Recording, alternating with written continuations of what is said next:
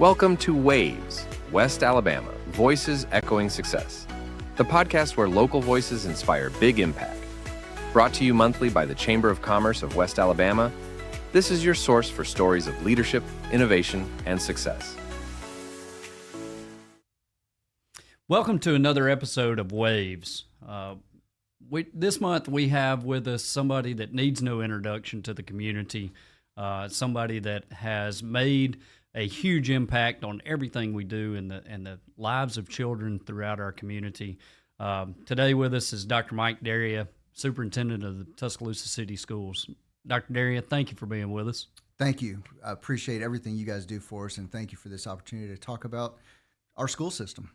Yeah, today we'll get into some of the challenges, but also some of the opportunities. And as the education landscape changes, not only at the local level, but at the state and federal level as well, what are those avenues for us to take advantage maybe of some of those things, but also to close some gaps? And so we certainly appreciate you and all that you do for our children, which are our future here in our community. Absolutely. Looking forward to it. Well, this is a unique year as we're about to kick off the 2025 school year.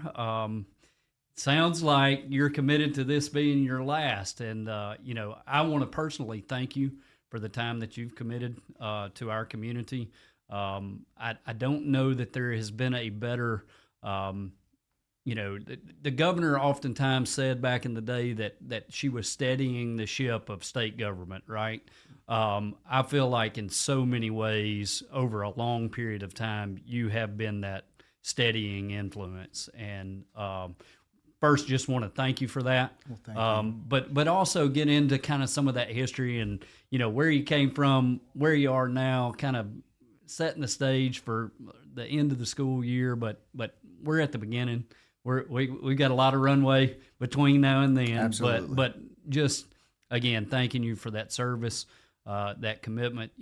Back in the day, I feel like we heard things about the school board and the back and forth and the tug of war in the news almost every week. It's been much different under your leadership. Well, it is. Our school system, our vision is to be a premier school system. And a big kudos and thank you to our Board of Education, this board and previous boards, and an extremely talented leadership team and 1,500 incredible team members of the Tuscaloosa City Schools. We are in a better place. We're not yet fully at premier. That's our vision, but we have taken giant steps to that. This is an amazing school system, and I am proud to have served with so many great people and have had so many incredible students. We haven't arrived yet, but we're on our way. Yeah, no doubt. I mean, there's so many successes within that, and it takes leadership. We've done some surveying and those kinds of things, and the one thing I think community-wide that everybody can agree on is leadership has been solid and something that we can be proud of. So, again, thank you for that. Absolutely, thank you. Looking at education's so much different in the last 10 years, But as we kind of look forward, so many things are changing. The way we deliver education, those that are participating, again, like we said, are out of the gate, federal landscapes changing, state landscapes changing, which causes a lot of change at the local level. Give us some insight on what you think those big things are from a policy standpoint, whether it be, one of the things that comes first to mind to me is, the states looking into different ways to fund local education and those kinds of things. But I think that's just the tip of the iceberg, right? Yeah. Well, we'll start with that. I think one of the biggest policy issues is it's connected to the budget, the way we fund education. Like communities are different from each other, so are school systems, and so are the needs of children within the school systems.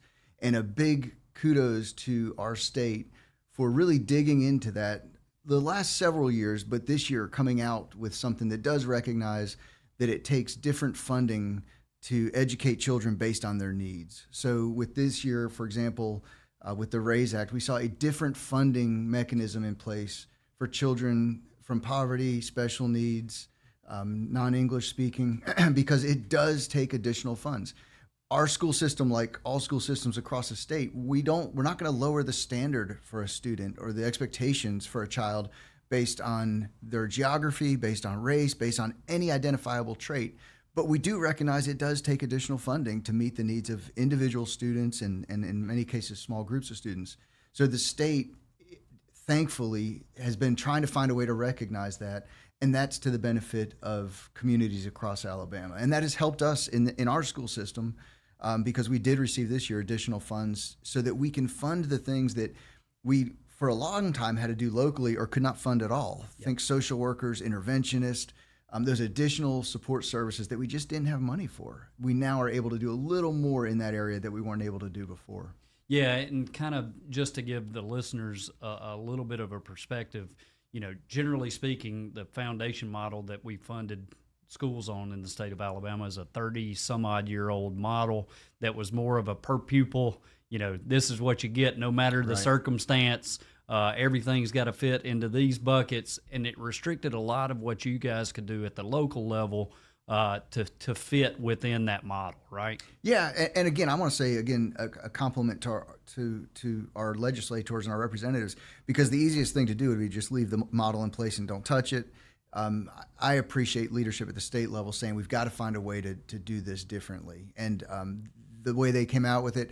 Is it the best? Maybe not, but it certainly is better. And it definitely is, I think, meeting the needs of individual school systems across the country based on their different needs. Well, and I think kind of taking that a step further, they funded this new model almost like a pilot program for 3 years to make sure that people are comfortable kind of adapting to a new way of viewing that funding, right? Absolutely. And on our side, on the K-12 side, we've got to show the return on that investment. Yeah. We've got to be held accountable for increased outcomes, because now we're able to fund programs and supports that we didn't have in place before. And I think what you see in the Tuscaloosa City Schools is we can do a direct correlation on return on investment. We can show where a dollar in has an outcome. You look at our summer learning program, you look at our extended day programs, you look at our reading focus, where we put our focus financially and with strategic planning, we're seeing outcomes that we just haven't seen before. But a good bit of that is because we're able to fund with focus. Yeah, and that's one of those things, and I don't want people to take it the wrong way either. This is going to solve every problem that we have, right? And don't want to lead people to believe that this is a fix-all or a silver bullet or those kinds of things. But because it takes some current funding and kind of molds it into this model, but it also kind of layers on top a little bit of additional funding as well. Absolutely, and it's long overdue. Yeah. When you look at funding for education in Alabama, we're low compared to other states, and we look to these other states for outcomes that we want to see. And again, thanks for Alabama to say, let's look at investing in education differently. So it's a start. It fills gaps that we haven't been able to fill, right. And we've got to be accountable for the results that come with those dollars. Well, let's kind of switch gears to results. One of the things that we've seen statewide and some local application to that is the results post-pandemic of, reading scores are up across the state, math scores are up across the state, and especially when we compare to peer states, you start moving up those lists 14 spots at a time, and some of those investments, whether it be reading initiatives or the Teams Act when it comes to math and science, those kinds of things, obviously are having an impact. What I most admire about our state, and then certainly our school system, is the ability to focus, because what you put your attention to and what you fund is where you see results.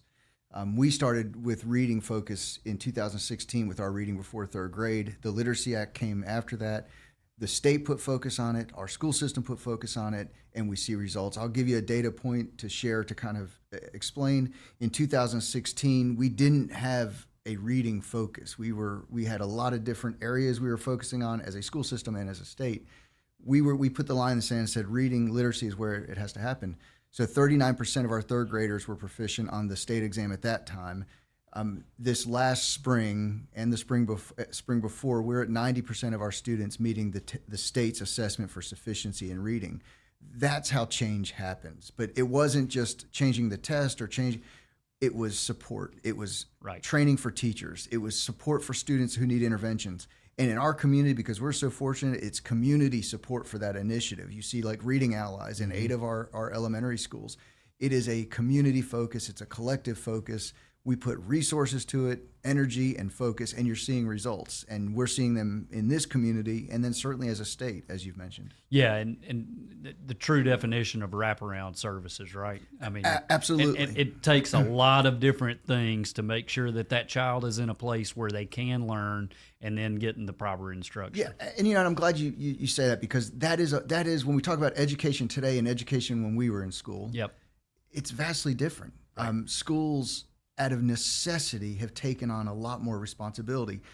It might be easy to understand maybe we shouldn't do that. Maybe we should just stick to reading and math and writing, because that is our mission. Yep. But our kids can't focus on those things if they have these other experiences or adverse childhood experiences that are preventing them from that focus. So in order for that child to be successful, we have to find the different services to meet the individual needs, and in many cases, family needs. We're fortunate in this community to have agencies who have that as their mission, and we work in collaboration with them, and that has been a great lift for us. But it's the whole child, and in many cases, the whole family. Well, I'm going to take that a step further. Something that really didn't even have to be top of mind in education 20 years ago. Mental health is something that you guys have put a focus around, but out of necessity in so many ways, because you've got to have that kid in a good place, surrounded by the support that they need to be able to learn. I mean, just to start. And many years ago, if a child was not successful in school, he or she wouldn't be in school long. Right. We don't let children leave our schools. Right. I mean, we're adamant about that. We make sure every child gets every opportunity to be successful. And when we see challenges because of, in many cases, mental health issues or other needs that they have, we've got to find the supports for that child so that he or she stays in school and is successful in the things that we need them to be successful in. Yeah, school security was not something that people had to focus on back in the day or fund, and the world around us has changed a lot. Absolutely. We look at things like that, and I want to kind of take a moment just to kind of talk about the other end of that too. Previous life was in the legislature and those things. I thought it was terribly unfair for truancy, chronic absenteeism, which is a problem across the state, no matter the school system, those kinds of things, to be a part of the state report card. You can do everything you can do with a child once they show up, but it's hard as all get out for you to be responsible to get them there. You're right. You may not want to comment too far on that. I'd love to see a change there. Yeah. But we have to put our energy on making sure our kids are there. But you're exactly right. We do. I mean, we offer everything to allow a child to be at school successfully, from transportation to every meal provided. We have social workers who will even go to families and help remove barriers for a child coming to school. We have mental health services in the schools. We have health services. We do everything we can so that no child has anything that will keep him or her from coming to school. But ultimately, we can't force that. We can incentivize it. We can offer a strong program. But we also then look at it differently and say, what can we do to make school so important for every child? Right. And we look at extracurricular activities. We've increased those tremendously, not just athletics, but in academic extracurricular activities. We want our children to be connected to our schools.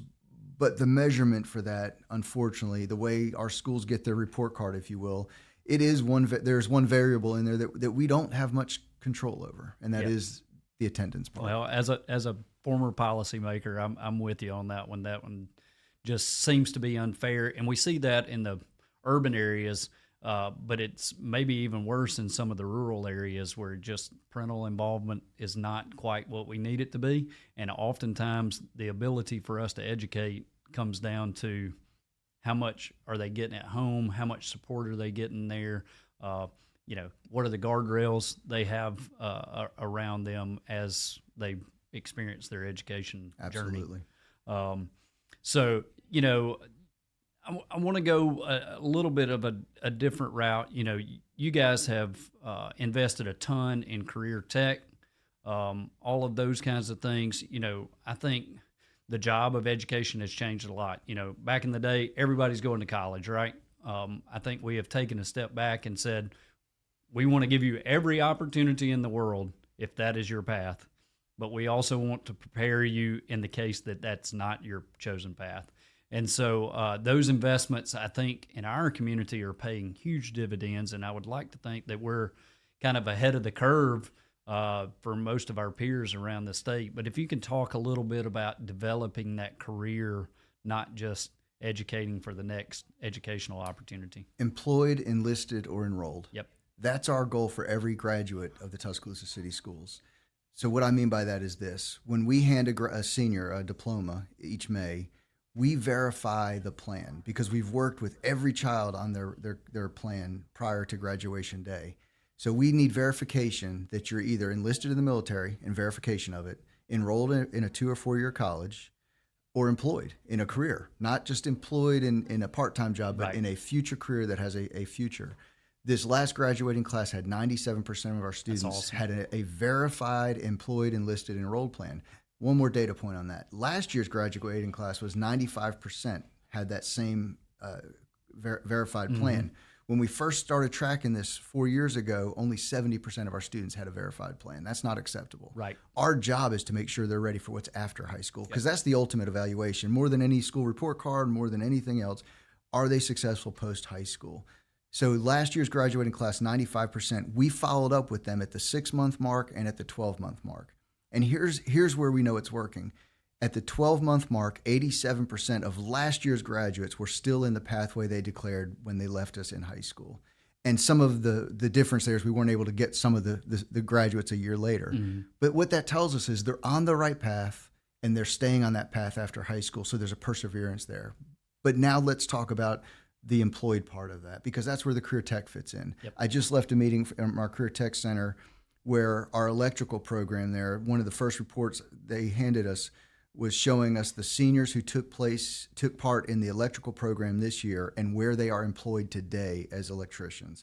And we had about 12 students out of one class who are now employed as electricians here in our community. That's how this works. Our job as a school system is to always understand the employment needs of this area and meet those needs with our graduates. And that's where it is so important for us to hear that and be nimble and be able to change for that. We just added at TCTA a plumbing program full-time now. We will have 2 part-time instructors, because what we hear from our trades folks here in town is we need plumbers. Yep. Our job as a school system is to make sure our kids are successful after high school and in a career where they can have lifelong success and meet the needs of workforce. So that has been a welcome shift. I think our challenge there is still working with parents who have a mindset that we have from our own education and our own upbringing, but to really explore the different pathways to success. Sometimes it means stopping at a 2 or 4 year college before the career, but sometimes it can mean leaving high school and going right into that career, like the electricians I just talked about. There's a trajectory forward for those electricians. They can move to journeyman and move all the way up and do enormously well and live a happy life and a successful one. But we've got to expand to meet the needs of the workforce here in this community. And our school system is doing that. And again, that 97% verified plans is telling us we're on the right track. Yeah, it's often said here, or more recently, AI can't take the place of the skilled trades, right? I don't. I hear it's supposed to influence, but I just don't know how it's going to replace. Right. I don't see that one yet. Well, and have to give Donnie a little bit of a plug. Donnie Jones at West Alabama Works with us.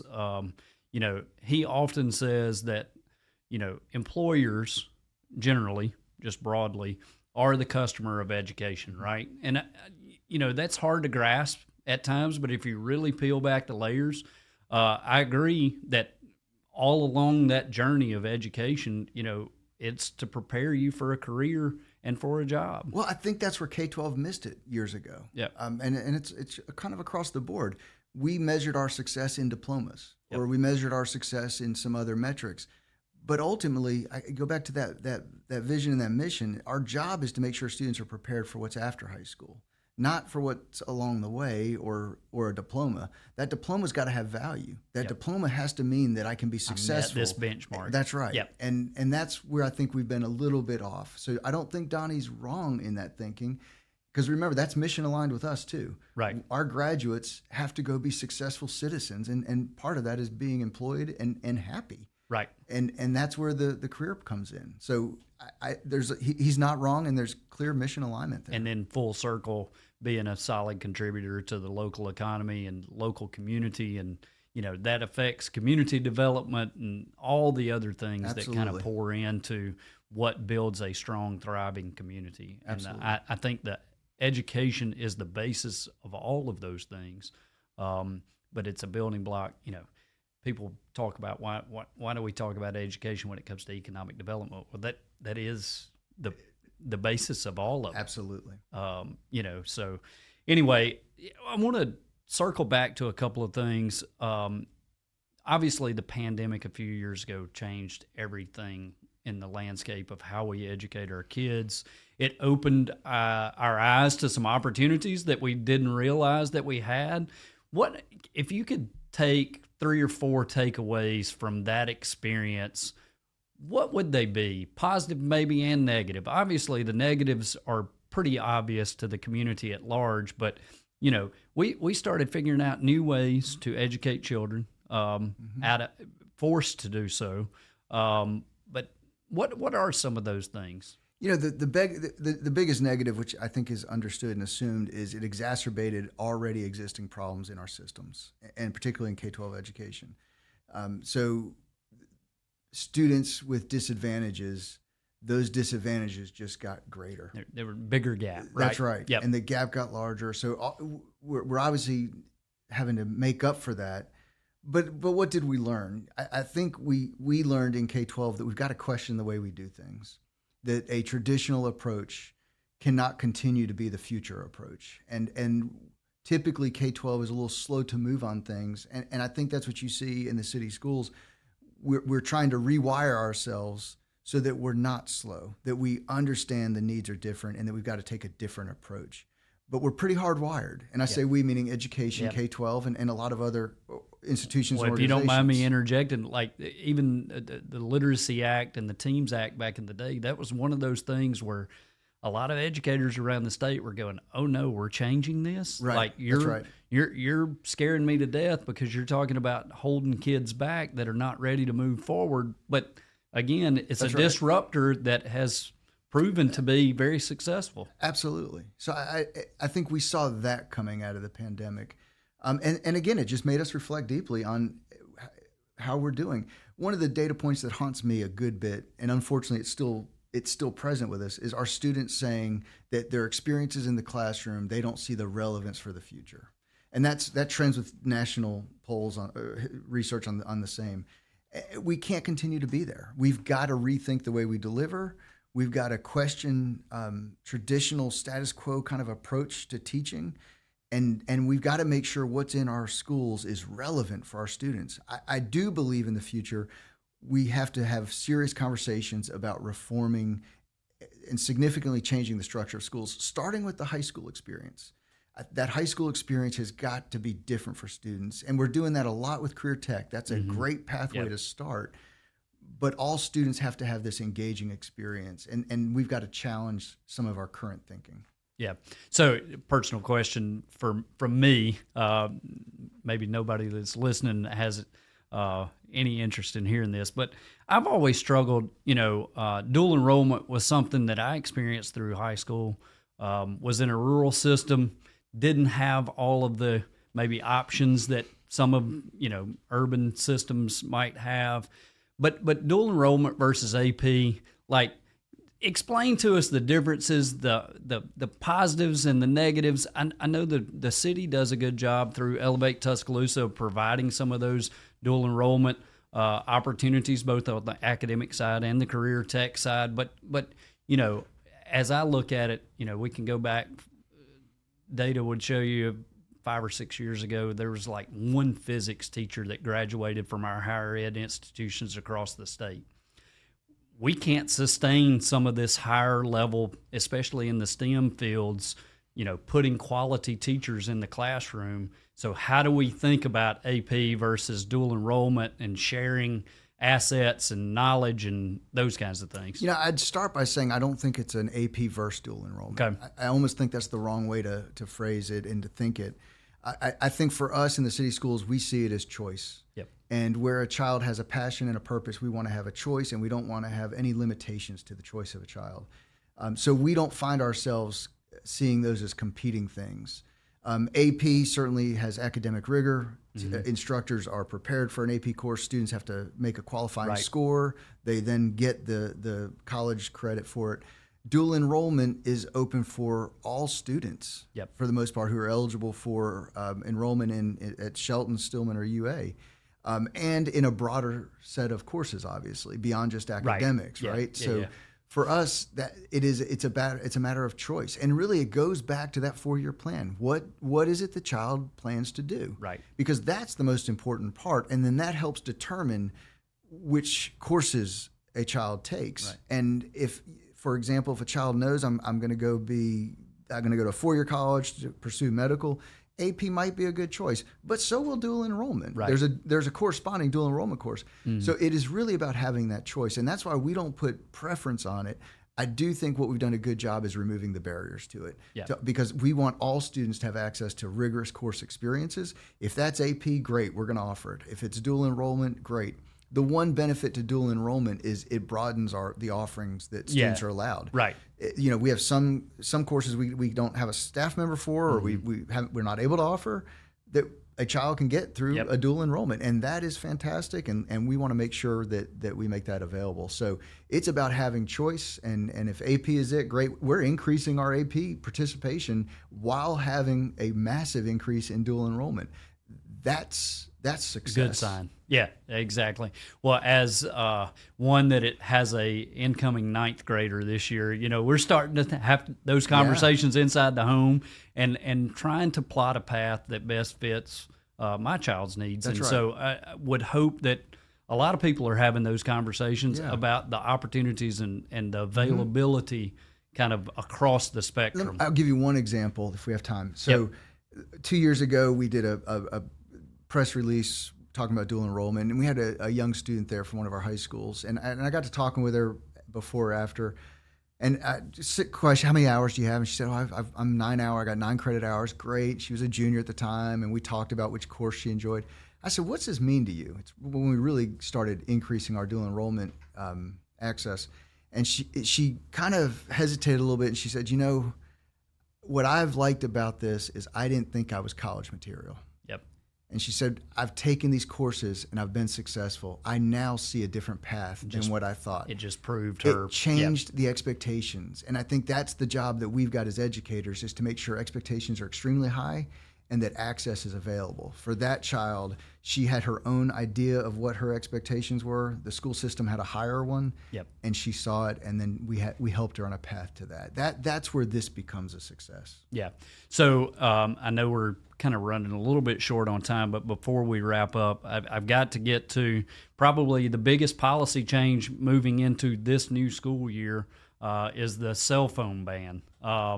Tell me about how that's going to be applied at the local level, what that means, the positives and negatives as you see in the shift and maybe kind of, I would say tightening, but creating that environment for educating. Yeah, so for context, it is that cell phones are not allowed to be on available during the school day, the short of it, and that's K through 12. So for us, implementation, our elementary students, not necessarily a problem, so can't have access to them. Middle school and high school, we purchase these things called Yonder pouches. So a student will come in the day, put the cell phone in a pouch. It has a magnetic lock. It stays locked all day. At the end of the day, they tap that pouch on a magnet, it unlocks it, and cell phone out. We went that way, although not required by the law, simply because we needed to give an instrument to our students and our teachers to keep the cell phones out. Because our cell phones have become so much hard. A part of who we are as adults and certainly as kids, right? So we wanted to give an instrument to help that so that teachers are not having to monitor that, because we're going to follow the law. And let me go to that part. There are obviously, it's called Focus Act for a reason. Right. We've got to get our students where they can focus in the classrooms. What we hear, I'll be the first to admit my ADD kicks in. And we hear the same from our employer partners saying cell phones are a problem in the workplace. Right. So if we can equip Alabama students, Tuscaloosa City School students, with a better ability to focus, be it in school or at work, and to give them an edge over others, then that's what we're going to do. So we see that as a positive. There are going to be challenges. Yep. The biggest challenge we hear from parents are obviously related to safety. If something happens, how? And we're going to continue to communicate at high levels. We do have contingency plans as part of our safety plans so that the cell phones can become available at certain points should there be an emergency. And a lot of this is just making sure we communicate what that means for our students and certainly for our families. But we see it as a positive because those distractions in the classroom are big. Yep. And not only the cell phone itself, it's the social media piece. Well, I was about to go right there. That works back into the mental health conversations that we were having. And oftentimes social media and some of these platforms set unrealistic expectations, especially for young children. I can't really say anything. Mine were on Instagram and all the platforms probably way too early. Well, I think that it's not only keeping the cell phone away is only one part of the problem. The other part, at home and at school, we've got to teach literacy with these platforms so that our students are able to look and discern and make judgment, because that's where we see the problems. And AI, I believe, is going to exacerbate that. I worry not for the better at this point. So we've got to teach our students to have the skill set and the knowledge to navigate that territory. Yeah, the soft skills and the ability to communicate and those kinds of things all play into to that. Well, Dr. Daria, just as we're leaving today's time, you took a non-traditional path maybe to become superintendent here that started, if I'm not mistaken, in Greene County, worked up through the classroom and then into administration. It's a really good story to tell, and I don't know how much we appreciate that or share with you that we appreciate that. You know what it's like to be in a struggling place in education, and then I would like to think that you know what it's like to be on the top of the mountain. You've been awarded State Superintendent of the Year. I think accolades have been coming left and right. National Superintendent of the Year, maybe a year before last, if I'm not mistaken. But even an award this past week for you and the entire team. And so I want you to know how much the community appreciates what you've given back, because it is a service that you've provided, and not only you but your family, because education these days is not easy. Thank you for that. It has certainly been the greatest professional honor I've ever had. It is hard to leave it, and I don't know what that next looks like, but this school system has been a big part, and this community obviously been a big part of my family's life, and it has been very kind to us as well. But it has been an honor, and I thank you for those kind words. Well, still some runway left between now and then. Absolutely. But we certainly appreciate it and want this to be in some ways a victory lap this year. Knowing that that's coming, but and we will lean on you between now and then, and even beyond that, for guidance as that education landscape changes. I look forward to it. Thank you for being with us today, Dr. Daria, and you have been listening to the Waves Podcast. Thank you. Thank you for joining us on Waves, West Alabama Voices Echoing Success, the official podcast of the Chamber of Commerce of West Alabama. Don't forget to subscribe and tune in next month as we continue to amplify the voices shaping the future of West Alabama. For more stories and updates, visit us online at westalabamachamber.com or follow us on social media. Until next time, keep making waves. Alabama One, a partner of West Alabama Chamber, offers a full suite of financial products, including checking and savings accounts, personal loans for home, auto, and recreational vehicles, as well as land and equipment financing. Go to alabama1.org/what's your one to learn more. Equal housing opportunity.